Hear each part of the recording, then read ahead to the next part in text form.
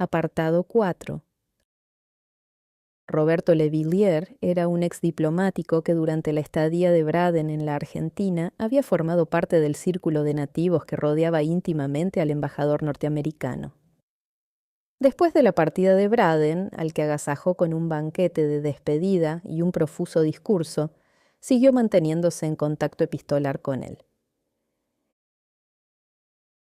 El último día de diciembre de 1945, Le Villiers escribía a Braden anoticiándole de lo que pasaba en el país.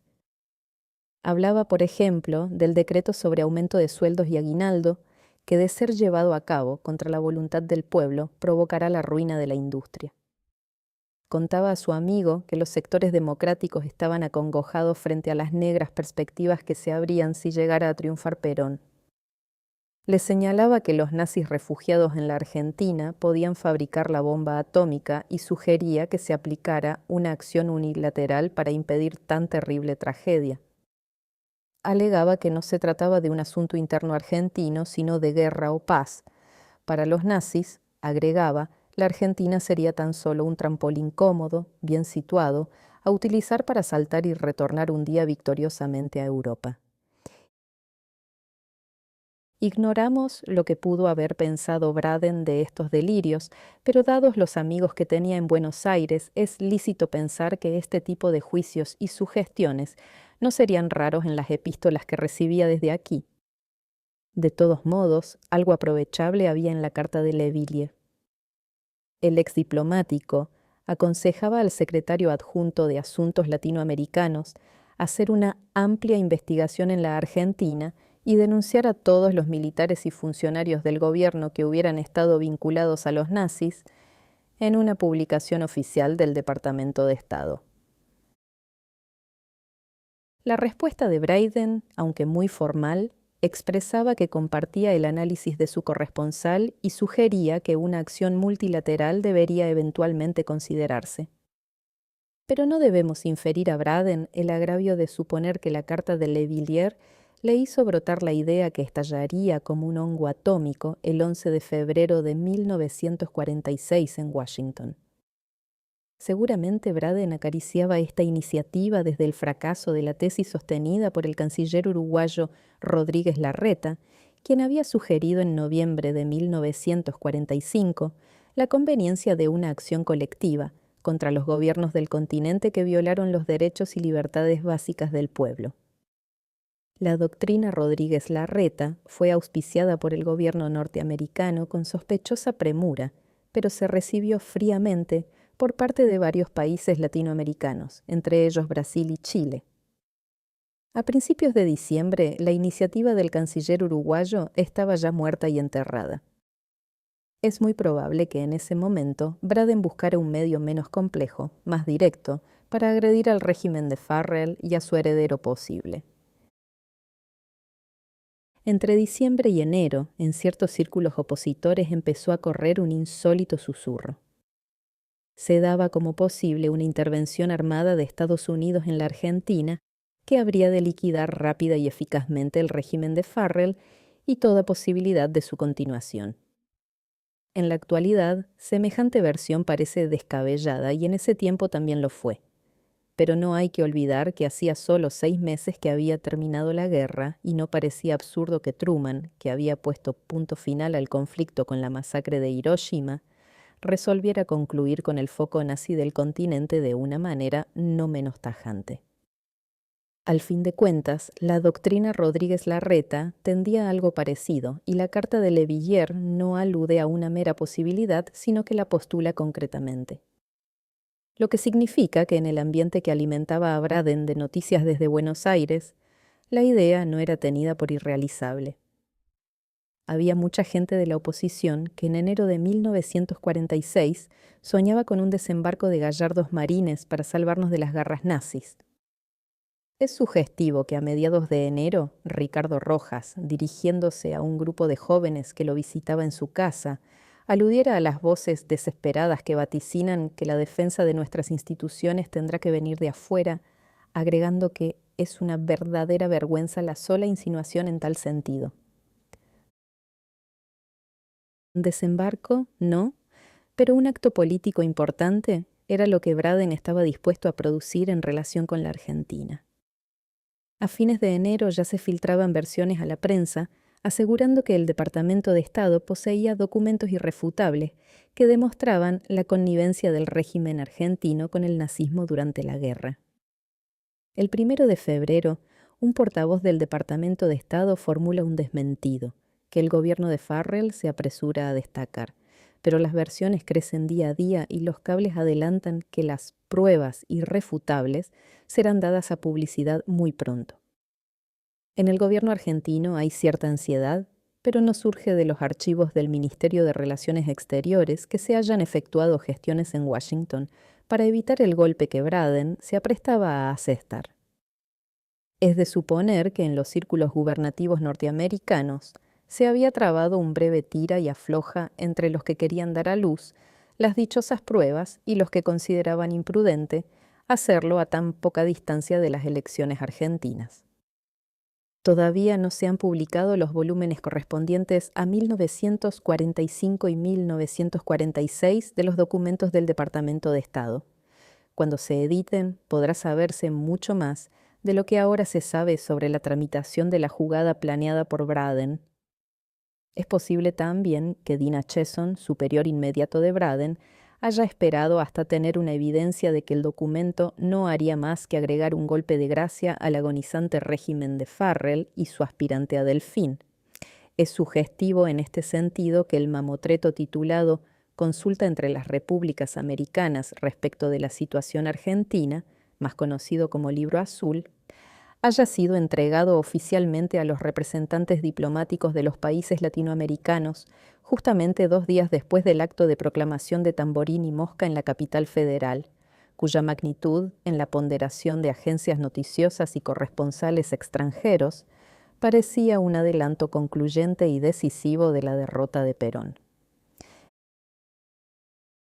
El caso es que al día siguiente de la entrega del Libro Azul por Acheson y Braden a los azorados diplomáticos latinoamericanos, el Departamento de Estado empezó a distribuirlo a los diarios y agencias. El 13 de febrero toda la prensa opositora se abría gozosamente de páginas para recibir la larguísima transmisión cablegráfica. No es, conforme se verá, avisaba cautelosamente La Nación en el copete que inauguraba las 3 hojas de nutrida tipografía. Un documento de orden común, ni aparece inspirado en un propósito contra el país y el pueblo argentino. Algo semejante diría Laurencena, presidente de la UCR, días más tarde.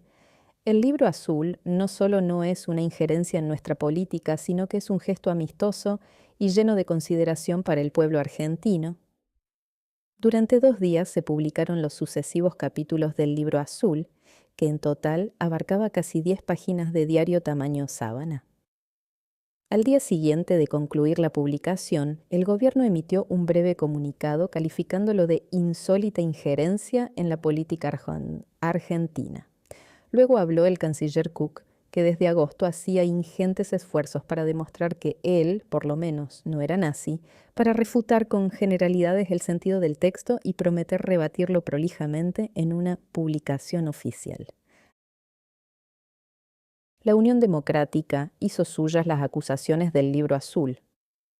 Sus dirigentes se apresuraron a agregar su propio capítulo de cargos contra Perón a los que formulaba el documento oficial norteamericano, y la Junta Interpartidaria emitió una violenta declaración señalando que Farrell tenía la obligación de explicar las acusaciones que pesaban sobre él, y que Perón no podría jamás ser presidente porque se encuentra en absoluta inhabilitación legal y es el representante más típico del nazifascismo en América.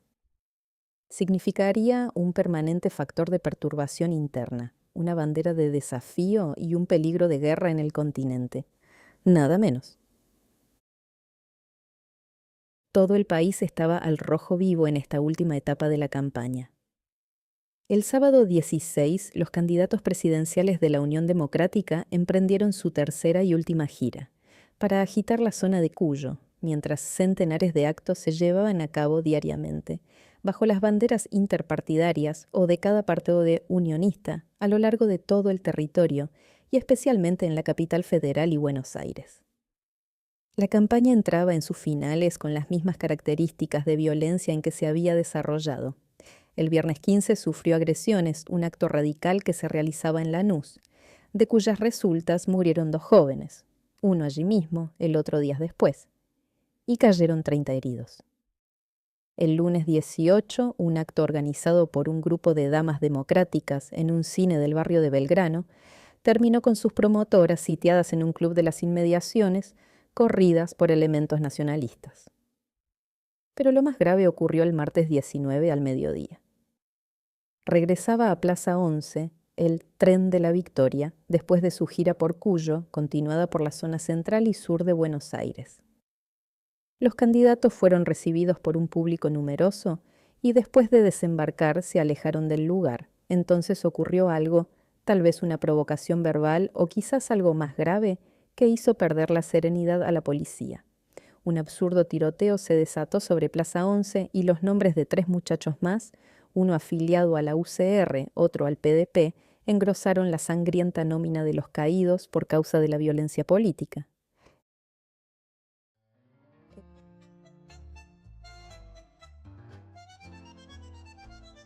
¿Estás disfrutando este texto?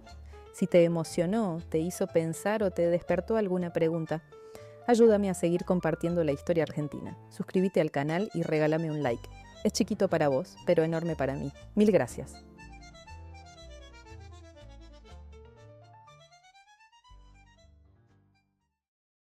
El lunes a medianoche, las autoridades militares se habían hecho cargo de las fuerzas policiales en todo el país. 2 días más tarde, en un ambiente que ya se hacía insoportable por la tensión de los 2 bandos en pugna, jinetes del Regimiento de Granaderos a caballo General San Martín empezaron a patrullar las calles de la capital federal. Su presencia, aplaudida por todos, trajo cierta tranquilidad en los ánimos y los 2 últimos días de la campaña no fueron manchados por los violentos sucesos de las pasadas jornadas. Ya se estaba en los finales de la lucha. El jueves 21, los candidatos democráticos afrontaron la proclamación en Avellaneda en un acto protegido por un espectacular dispositivo de seguridad, con nidos de ametralladoras en las bocacalles y piquetes de conscriptos custodiando las inmediaciones. Al día siguiente, la UCR clausuró su campaña con un entusiasta acto en el Luna Park, a donde llegaron Tamborini y Mosca después de haber cerrado la actividad preelectoral en La Plata. Esa jornada final pareció, al menos en la capital federal, totalmente conquistada para la Unión Democrática. Mientras los radicales llenaban el Luna Park, los comunistas y demócratas progresistas proclamaban la lista de la Unidad y Resistencia en Plaza 11 y, a su vez, los socialistas consagraban a sus candidatos frente a la Casa del Pueblo. Esa misma tarde, una lluvia de volantes, octavillas y papel picado cayó desde muchos edificios del centro porteño como una expresión final de la propaganda democrática. A diferencia de la otra nieve, que enfría las manos y la nariz, poetizó la nación. Esta nieve de impresos era de las que hacen arder el corazón. Empezaba ahora el día neutro que instaura la ley electoral antes de la jornada comicial. Centenares de veraneantes llegaban a la capital federal desde Mar del Plata y otros lugares de descanso para cumplir con sus deberes cívicos. Los diarios independientes no disimulaban su absoluta certeza en el triunfo de la Unión Democrática. Representantes de la prensa de todo el mundo habían arribado al país para asistir al curioso espectáculo de un gobierno tildado de nazifascista presidiendo elecciones que, se había prometido, serían las más correctas de su historia. El comandante electoral se había dirigido por radio a todo el país para reiterar que el libre veredicto de las urnas sería religiosamente respetado por las Fuerzas Armadas.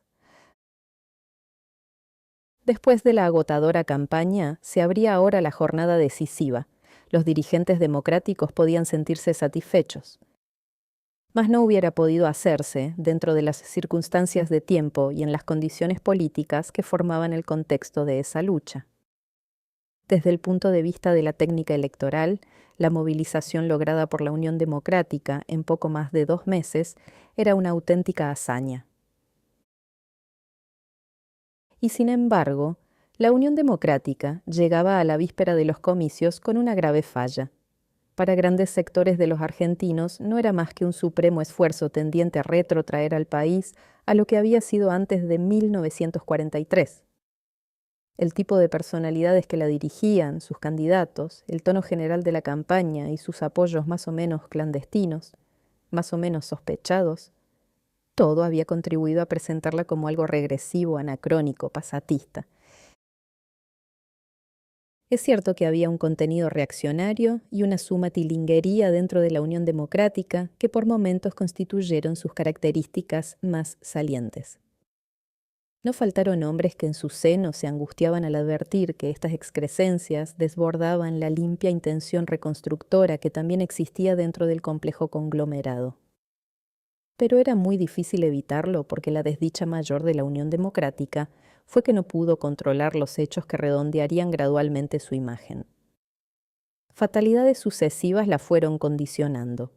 La rebelión de los patrones, por ejemplo, el fallo de la Corte, el Libro Azul, se habían originado en esferas ajenas a su entidad, sin perjuicio de que existieran contactos personales entre algunos dirigentes democráticos y quienes produjeron esos hechos, o que, en algunos casos, unos y otros fueran los mismos. Sin contar con torpezas incalificables como el famoso cheque de la Unión Industrial del que ya se hablará. Aunque la Unión Democrática no había producido directamente esos hechos, tuvo que asumirlos y eso le sería fatal. Cada una de estas ocurrencias ratificó para muchos argentinos la convicción de que la conjunción interpartidaria no era más que un siniestro instrumento al servicio del capitalismo más crudo y el imperialismo más voraz. No era así, por supuesto, pero objetivamente, en la opción planteada al país, la Unión Democrática era el pasado. Y si sus dirigentes no supieron superar las desgracias que recayeron sobre ella, fue porque, para su mentalidad, ninguno de esos hechos eran negativos. Ellos estaban convencidos de que los trabajadores odiaban el aguinaldo y que el país había recibido con alivio el Libro Azul. Y esto ocurría porque la mayoría de los dirigentes democráticos construyó para su propio uso un país que no era el real. En lugar de intentar comprenderlo, rechazaban este país que no era el que ellos habían gobernado o cogobernado hasta el año 1943. Por eso, a un cuarto de siglo, los dirigentes democráticos del 46, muchos de ellos hombres dignos y sinceramente patriotas, nos parecen como el legendario Rip Van Winkles, moviéndose como espectros en una realidad que les resultaba ininteligible después de su largo sueño. Después de 1946 se hizo habitual vituperar a la Unión Democrática desde los mismos sectores que la habían formado. Pero muchas de las críticas que se le formularon retrospectivamente fueron injustas. La Unión Democrática no fue una cosa simple, y enjuiciarla con simpleza es un error. No era, por supuesto, la caterva de chupasangres y vendepatrias que describía la panfletaria literatura peronista, ni tampoco, es obvio, la pléyade de héroes civiles depositaria de los mejores valores del país, como se autocalificaba. Es cierto que la Unión Democrática fue el último esfuerzo del liberalismo tradicional para enquiciar al país en las formas políticas y económicas anteriores a 1945. Pero también era un intento para evitar el acceso al poder de un hombre que aparentemente no se sentía limitado por las normas que rigen en una democracia común. Muchos de los que integraban la conjunción interpartidaria no condenaban íntimamente la política social de Perón y miraban con simpatía su postura nacionalista. No les asustaba la profunda renovación de métodos y formas que su presencia había aparejado en el escenario nacional. Pero desconfiaban de su verbalismo revolucionario y su demagogia.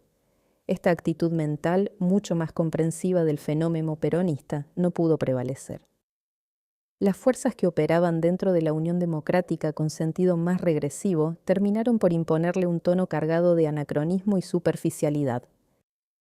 Por eso, para los sectores populares ganados por la propaganda peronista, la Unión Democrática aparecía como una banda de ridículos personajes al servicio del capitalismo, de Braden y la oligarquía. Las piedras que se arrojaban sobre el Tren de la Victoria eran expresiones de una indignación popular perfectamente justificada para sus agresores. Del mismo modo, muchos argentinos que militaban en la Unión Democrática juraban que Perón era un títere de los criminales nazis escondidos en el país y que cada peronista no era más que un delincuente pagado para vociferar por el candidato imposible. Había una incomunicación total y una incomprensión absoluta entre los dos bandos en que se había dividido el país.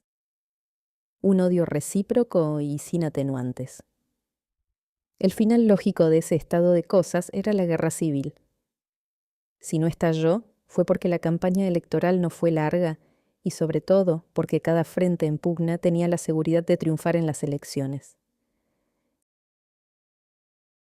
Así se había llegado al 24 de febrero de 1946.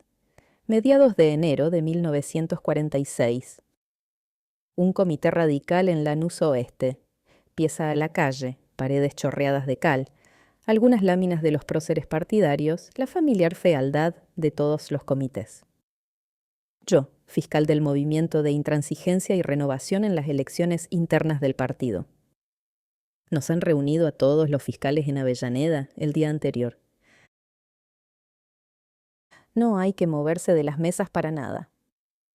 Estos boatistas son muy pícaros y en cuanto vean que los fiscales intransigentes se levanten un minuto, nos vuelcan los padrones. Hay que controlar bien los documentos de los afiliados, firmar todos los sobres, puntear el padrón, mirar bien el cuarto oscuro.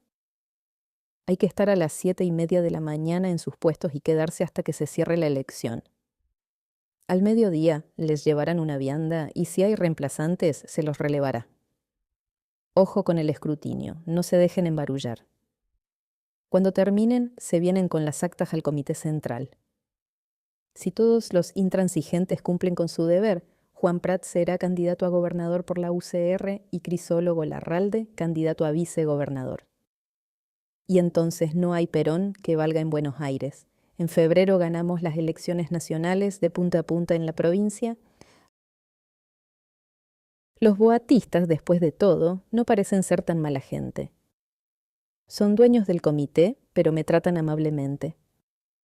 Yo no me muevo de la mesa en toda la mañana y sigo firme, controlando los documentos de los votantes, firmando los sobres, entrando al cuarto oscuro a intervalos para comprobar que nuestras boletas no han sido sustraídas. Vienen a votar tipos extrañísimos, casi todos en pijama y con rancho. Saludan al caudillo boatista, votan y se van. El caudillo me mira con simpatía o con lástima, y a veces me dice: ¿está cansado, joven? ¿No gusta un matecito? ¿Un cafecito? No se habla para nada de política. Los usos radicales vedan hablar de política cuando hay elecciones internas. Al mediodía las tripas me rugen de hambre y desfallezco por ir al baño. No viene el relevo ni llega la vianda. Los dueños del comité me invitan a pasar para comer tallarines. Yo, gimiendo por dentro, declino el ofrecimiento. Se compadecen y me hacen servir en la mesa donde está la urna un enorme plato de tallarines con tuco y una botella de cerveza helada. Hace un calor infernal. Yo que empecé correctamente vestido de saco y corbata, ahora estoy despechugado, sudando como un caballo. Los tallarines boatistas y la cerveza me han liquidado. Me siento mal. A las 6 se cierra el comicio, se hace el recuento de votos y después el escrutinio. En mi mesa, al menos, a Prat y Larralde les ha ido como el culo. Vuelvo al comité central. Sueño con darme una larga ducha fría en mi casa y después acostarme. Pero ocurre que milagrosamente Prat y Larralde están triunfando en toda la provincia, según informan. Yo entrego tímidamente mi acta, como si tuviera la culpa de la derrota intransigente en Lanús Oeste. La jornada termina a la madrugada siguiente, con mucha cerveza y grandes cantidades de sándwiches de mortadela y abrazos con los amigos, y una alegría tremenda porque, después de todo, Prat será el candidato a gobernador de la UCR y Larralde el candidato a vicegobernador, y en febrero no hay Perón que valga en la provincia porque ganaremos la nacional de punta a punta.